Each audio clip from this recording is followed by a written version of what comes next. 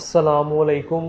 दुआखाना हकीम Abdurrahman Sabri में खुश आमदीद कहते हैं। आज मैं आपको शुगर के हवाले से एक बहुत ही मुफीद और फ़ायदेमंद नुस्खा बताऊंगा और इंशाअल्लाह ताला इसके इस्तेमाल करने से एक महीना मुतवातर आपकी जो शुगर होगी वो 100% तौर पर कंट्रोल होगी और आपको इससे जो शुगर से होने वाली कमज़ोरियाँ पैदा हो जाती हैं उनको भी ख़त्म करेगी।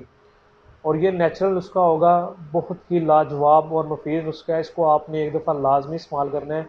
इंशाअल्लाह ताला इससे इस्तेमाल करने से आपकी शुगर जो होगी वो लाजमी कंट्रोल होगी। इसमें आपने ज़्यादा चीज़ें नहीं लेनी, सिर्फ 3 चीज़ों की आपको ज़रूरत होगी। पहले नंबर पे जो आपने इसमें चीज़ लेनी है वो आपने लेनी है मेथी दाना। ये आपने लेना है 100 ग्राम। इसके अंदर आपने करेले का खुश्क जो है वो आपको पंसारी से मिल जाएंगे आसानी के साथ। अगर ना मिले तो उसे आप घर के अंदर खुश्क कर लें। वो आपने लेने हैं इसके अंदर 100 ग्राम। और तीसरे नंबर पे आपने लेने हैं नीम के पत्ते जो होंगे वो आपने लेने हैं 50 ग्राम।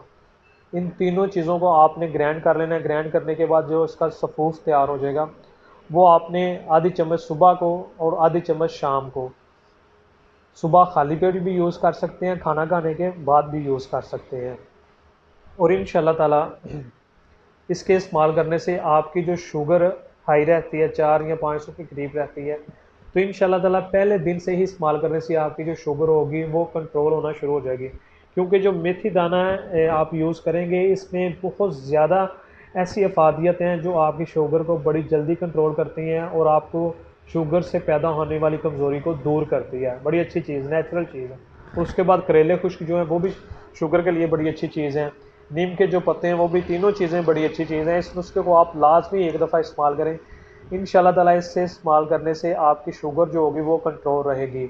और मज़ीद बेहतरीन और अच्छी वीडियोस देखने के लिए हमारे चैनल को लाइक करें, सब्सक्राइब करें। शुक्रिया। अल्लाह हाफिज़।